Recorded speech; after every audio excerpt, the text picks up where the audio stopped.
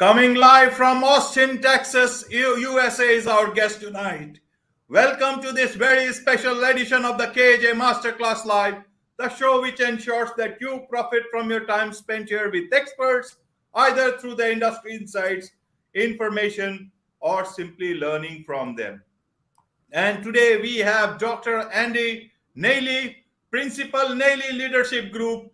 He is a keynote speaker, corporate trainer, coach, and consultant. Welcome to the show, Dr. Andy. Thank you, sir. Glad to be with you and your audience. Thank you. Thank you, Dr. Andy. So, first we'll be talking about how to quit managing and start leading. Now, as we have just a couple of weeks into 2023, what should a manager, what should a leader do? Should he do management part? Should he do the managing part? Should he do the leading part? Or should he do or focus on the bottom lines with the state of the economy as the way it is, with so much of retrenchment and people and job cuts? What is the role of leadership at this point in time? Wow. Well, that is truly the $1 million question, isn't it? And the challenge you've identified, even in your opening question there, is the challenge we've all got to wrestle with. In fact, you and I are probably a little bit guilty. We've promoted this master class session between you and me as how to quit managing and start leading. The truth of the matter is you don't quit managing when you become a leader, but management isn't enough for many of the reasons that you just mentioned, right? We are in an employee-constrained, recessionary, tightening 2023 with lots of uncertainty out there. Management isn't enough anymore. In fact, I'm not sure management was ever enough, but particularly as we've come out of the last, it's been more than 1,000 days since the world shut down. And as it has reopened,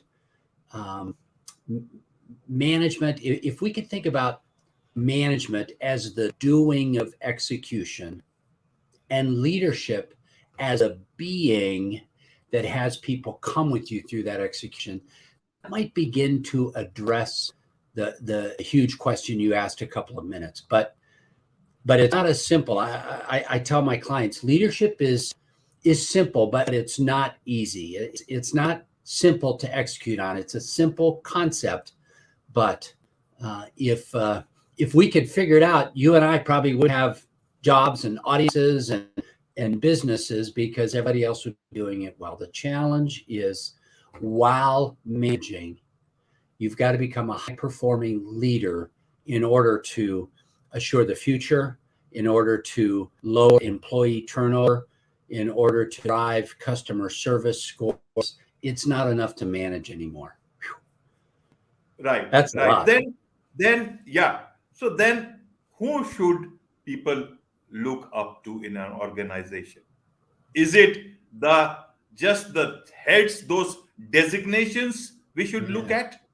Then, or is it, if we are not talking politics here, but then we expect leaders even in political life, and people look up to the leaders as their, as some sort of people who can protect them. But in terms of businesses, when we talk of leaders, then a lot of leaders and thought leaderships and leadership principles, everybody keeps on telling even the managers and middle level managers, be a leader, take charge, lead from the front. What are these? If there are, if it is, there is no leadership thing as such at these times, then where are these words coming from? Who is creating this? Who is responsible for the state of affairs that we are in at the moment? Several questions at the same time, Dr. Andy. You are an expert. You are the master. All these questions are so interrelated. So that you can, answer them at your own pace. Yeah. Well, and you've thrown out a bunch of good questions there that you and I need to interact over. Here in the States, and I know it to be true in Southeast Asia as well, we talk a great deal about leadership, and yet it remains ill-defined. Probably the best example, best definition of leadership is simply someone who has influence over the thoughts and actions of another. So there may be a formal relationship of management that in some respects crystallizes that relationship of influence.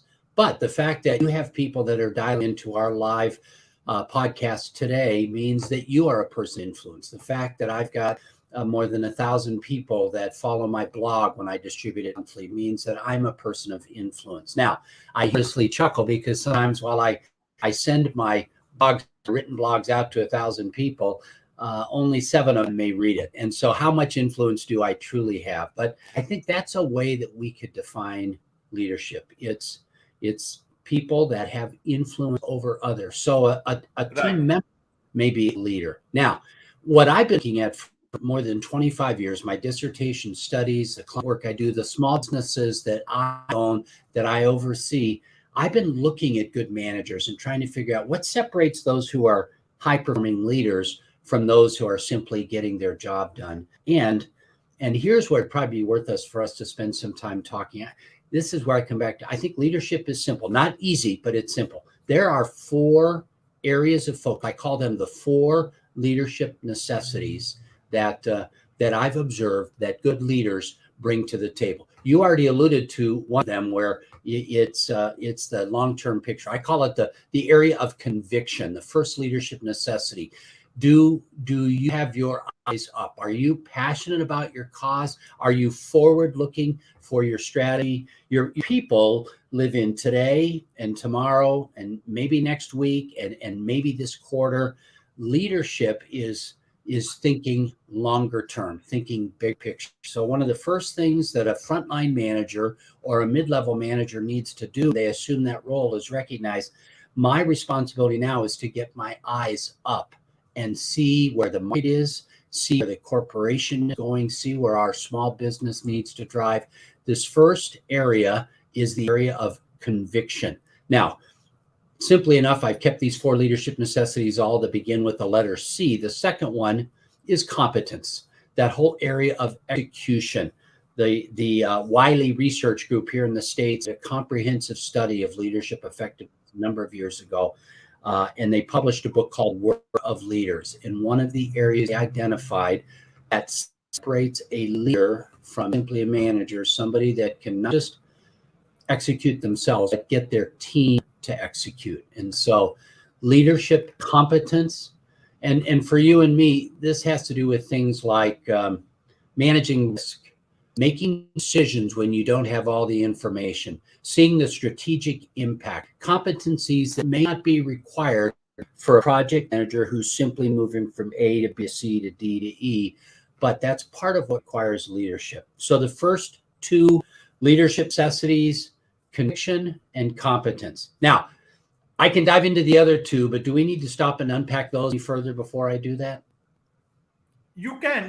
You are an expert. I think it is people who are coming to this show, they want to listen to the master, and there is there should not be paucity of time when it's time to learn, and this is about learning from you, Dr. Andy. Well, then I'll continue. I would say there are no true experts. We're all in a journey. One of the very first opportunities I had to work with a client in India was when I was doing some work with Cisco a number of years ago. And this third leadership competence was one that I saw demonstrated time and time again in the leaders that I was working with, in the training I was doing, in the coaching I was doing, in the consulting I was doing. This third leadership competence is the area of personal character, firm-mindedness, honesty, other-oriented, rich in character. Stephen Covey, the man who wrote the 7 Habits of Highly Effective People more than 25 years ago now, you've heard his quote, I've heard his quote, people join an organization for the job. They leave because their boss. They leave because of their supervisor. And as I was working with these technology leaders in Southeast Asia and India and across the globe, one of the terms that some of your colleagues shared with me was, Dr. Andy, what you're talking about may not be a formal relationship, but it's it's that area of influence. We choose to follow someone because we value their lifestyle. The Leadership Challenge book, in its 7th edition, it's been a research study that at this point has been 30 years old. And it's not a study of leadership, it's a study of followership. Why would people want to follow a leader? And interesting, in those 30 years of doing essentially the same survey globally across all developing continents, the character traits of leader, honesty, integrity, fair-mindedness, some of these bedrock foundations of what I think in the Eastern mindset, we look to for a guru to possess types of characteristics, where it's life wisdom, it's other orientedness, it's the character of a leader. So we've got conviction, that strategy, that big picture, that's passion and vision for the organization and where it's going in the future. We've talked about competence, the ability to manage the execution of the people around you. Now we've talked about character. The 4th element was harder for me to define. And indeed, I've wrestled with what I was observing for a number of years. And here in the States, I've had to kind of revitalize what is more of an archaic term, and it's the term covenant. Here in the state of Texas, in the US where I live, here's what a covenant is. If someone chooses to get married in the state of Texas, they have the marriage celebration and the exchanging of vows and the love and affection. There is a personal relationship between a husband and wife that they make a declaration of forever and ever and ever.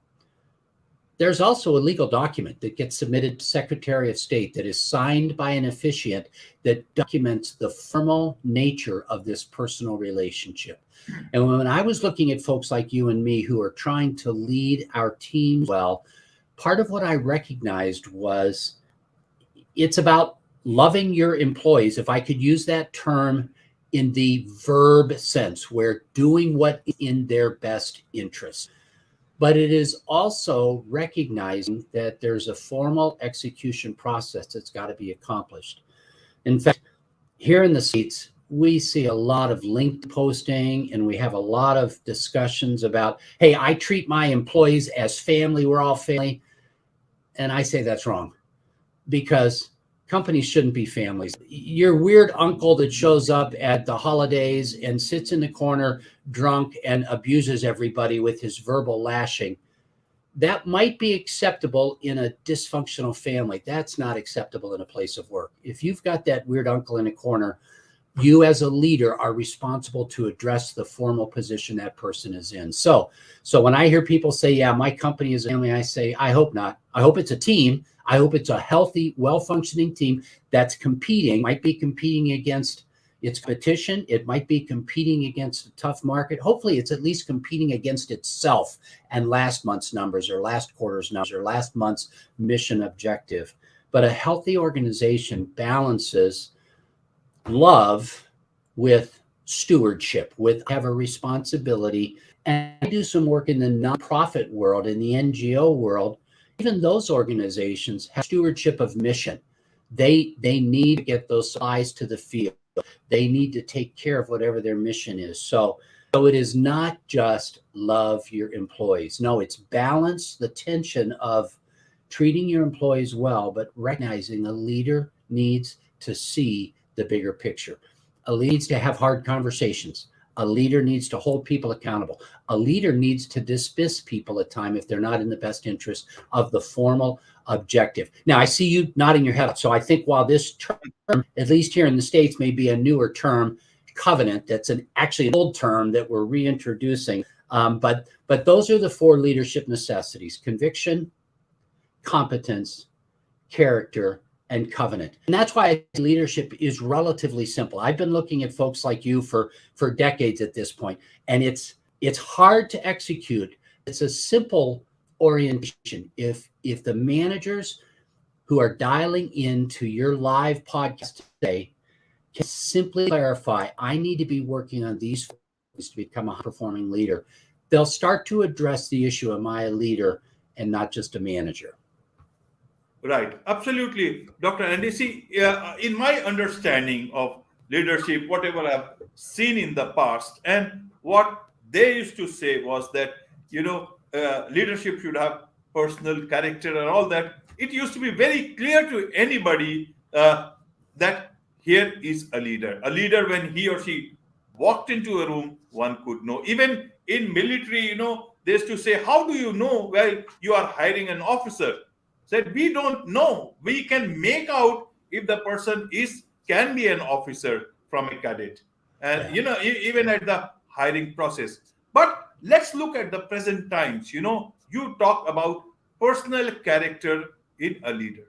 Yeah. In today's time, you find so many resumes from managers, even at the CEO level, where they have omitted and committed, and they have the resumes have not been very true of their of what they have been fudging, embellishing their resumes.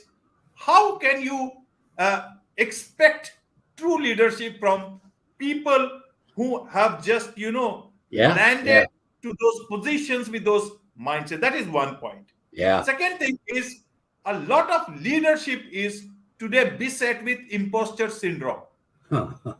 Whatever the reasons, maybe it's because of those resume, maybe because of other wellness issues, but it's a fact in today's time. When we call such leadership as leaders, as top managers in a company, when we talk of job descriptions, should there be a different job description for a person who has been hired for the work he or she has to do, and there should be a different description for a leadership role? Because there is a gap, there is a problem, there is a shortage of good leaders today. How do you look at these whole things with the so many talk everywhere about good business practices, leadership practices, and there is this big term called thought leadership? I don't know what to make of that. Yeah. I'm not quite sure what to make of that either. I know you raise a number of great issues. Here's one of the keys in my mind. For a leader to be a really effective leader, they need to be a good follower. And here's what I mean by that. Character-based leadership that is full of conviction about the mission of the organization doesn't put themselves first. And that's the key. I'm afraid in 2023 and beyond, unfortunately, celebrity leadership, which has become such a popular social media thing, and it's who people aspire to be. I want to be an influencer. I've got followers.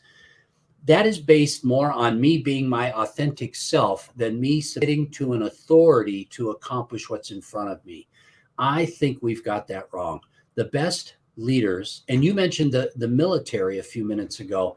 It's so interesting because I think until you understand the true model of military leadership, you don't recognize the best military leaders serve their soldiers, serve their seamen. It's serve the frontline people. In fact, a best-selling book in the States by Simon Sinek is Leaders Eat Last. Well, it's based on the illustration of field army infantrymen, where the frontline soldiers eat first. The generals, they eat only if there's food left. That's the type of leadership that I think is lacking in a celebrity influencer focused social media highlight world. And probably that's my big concern when I look at the state of the marketplace today. It's has that leader written a bestseller? Have they been on popular television shows? Are they charismatic? Some of the best leaders in history have been somewhat invisible. The impact of their leadership is the people who are better for the time they spent underneath them. So I identify some of the key terms, and I just have concerns because they're driven by social media these days. Social media presence is not translating into leadership effectiveness. It's a difference between following an authority and being authentic to yourself, what that means. Absolutely, absolutely. So let's talk about the golden principles of leadership. And generally people say the country has gone to the dogs, and then say, and in corporate they say it's a dog's life. Yeah. And your book, it's about golden principles, life and leaderships from a rescued dog. Yeah. No thought leader, nobody else could come to your mind in terms of the right leadership lessons but a dog. Well, Means I'm trying to point out the irony here, Dr. Andy. What is that book yeah. about? I'm sure it's a very nice way you have put it, but I guess sometimes we need to Yeah. go back to things which are Basics. actually talking about much more Yeah. about us and less about those people who cannot speak. Yeah. But Yeah. their actions speak louder than That's any exactly. human being who scream all day long in offices, in social media, every corridor, and even corridors of power. Yeah. No, good point. And my little bestseller, The Golden Principles: Life and Leadership Lessons from a Rescued Dog, as you've alluded to, is really just a personal set of stories. My wife and I, here in the States, we're big dog people. So when you say somebody's gone to the dogs, that's a good thing here in the States. And we're big dog people. My wife and I have been rescuing dogs since about 4 years into our marriage. And so they've all been golden retrievers for the most part. I'm not sure we ever intended that, but our first couple of rescues were golden retrievers, that beautiful, friendly breed that you see in all of the movies and the television ads. But we've rescued some dogs from very bad situations. My wife and I haven't, but rescue groups have that we're connected to. Redford came to us about 15 years ago. He had been neglected and abused. He was about a 1-year-old dog, had never had much human interaction. I've spent my married years with dogs, and we know how to handle dogs, and we couldn't get anywhere with Redford. He would hide from me for weeks. He would squat and urinate whenever I used a loud voice. He would run, and I had to relearn how to earn trust with Redford. So, for instance, one of the things, if we were to observe dogs at a dog park or playing together, when they approach another dog, if they want to be friendly, they get down in what you might call kind of a cat-cow pose, and they stretch their front paws out. They put their tail up in the air. They're basically saying, I'm friendly. I'm not a threat. I'm not trying to go over you. Well, one of the vets was trying to help us understand how does Dr. Andy reach Redford? Andy, you get home from a business trip, instead of walking in at midnight and dropping your suitcases and yelling across the house, I'm home, and sending him running, maybe when you get home, quietly walk in, get down on your hands and knees, do a stretch, a play bow, and let Redford know that you're safe. Well, why would I have to do that? I'm his master. I'm his owner. I'm the one that rescued him. I'm feeding him. We're taking him to the vet to get him healthy. We're doing all those things, but Redford didn't know that. And so for me to be able to influence Redford, I had to meet him where he was at. And so that began a series of simple lessons that I recognize these are not just pet lessons. These are people lessons as well. And so I was sharing the story of Redford at a conference, gosh, at this point, more than 15 years ago, and a book publisher heard that story. And he said, if you got any other dog stories, and my wife and I have been rescuing dogs for many years at that point. And I said, man, I think most of what I've learned about being a good influential leader comes from dogs we've rescued. He said, that would make a sweet book. That's how the Golden Principles came about. And I've written a couple of books. The only one that really has any traction that people identify with is the Golden Principles, because people who are pet people can identify with getting down to their level. One of the other lessons Redford taught us, when we couldn't get him to obey and stop running, our said, Andy, instead of always saying no to the wrong behavior, learn to say yes to the right behavior. And so when he did something well, just ridiculous in our praise, in our affirmation of what he was doing well. And that really helped me solidify the leadership lesson of a good, appropriate yes is always more powerful than too many no's. There's a study out of Duke University that talks about how do you become a trusted advisor. It's several years old at this point, but it's 3 years of consistent investments of value, but before you earn the right to ask for a commitment. Well, that's another reflection of, you know what, we're on focusing on the yeses and less on the no's. That's a good leadership principle. So a number of lessons like that my dogs taught me, and now it's become just a little bit famous with Amazon audience that are pet lovers. Yeah. Yeah, indeed, you can learn from anywhere, and if you are not able to look at examples from within or in all the books that you have studied in management or your college degree, then perhaps you need to open your eyes, open the windows, and look into the world, and you will find great lessons spread across everywhere That's that you go exactly if right. you look at those truly. That's My exactly. Another question to understand things from your perspective, then, Dr. Andy, is that is you talk about we turn managers into leaders, but actually, is leadership for everyone? Yeah. Yeah. Great question. Just like the title of our talk together, how to quit managing and start leading, we turn managers into leaders. The effective leader is also a manager. It's two different natures. As I said 20 minutes ago, management is about the what needs to be done. It's about managing production and performance. It's about output. It's about mission accomplishment. All of those things are vitally important.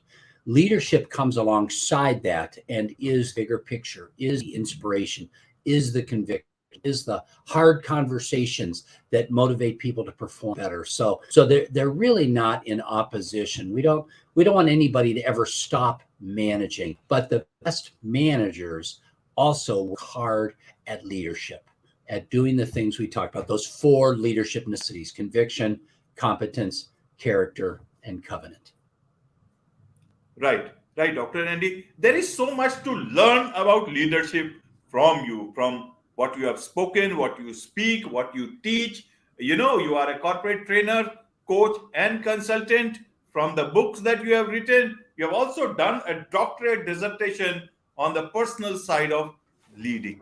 Yes. All these things make you the go-to guy on Well, leadership. So, how do people reach you? What is the best way to reach you, to engage you, and to bring them to their own places to hear you? yeah. Well, a couple of different. First of all, we've talked about the importance of communication in the life of a leader, and one of the things that I'd love to make available to your followers is conversations, the 3 imperative leadership conversations. If somebody simply goes to leadershipmaterials.com,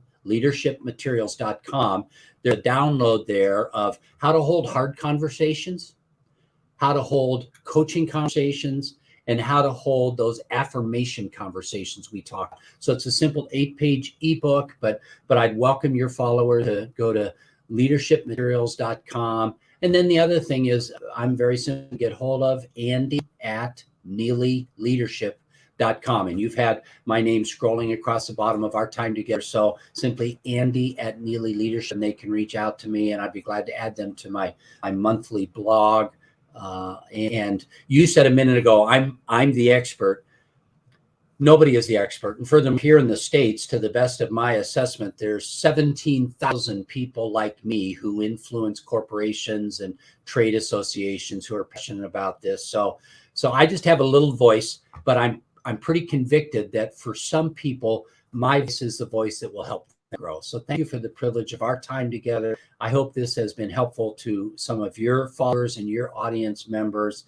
As you can tell, I think you share this passion around leadership. You will not see a high-performing organization that doesn't have leaders inside it, not just managers, but leaders. And that's how I'm supposed to make a difference in the world, is helping people like grow. Wonderful, wonderful. On this note, Dr. Andy, it's a wrap on this very special edition of the KJ Masterclass Live. Thank you so much for joining us.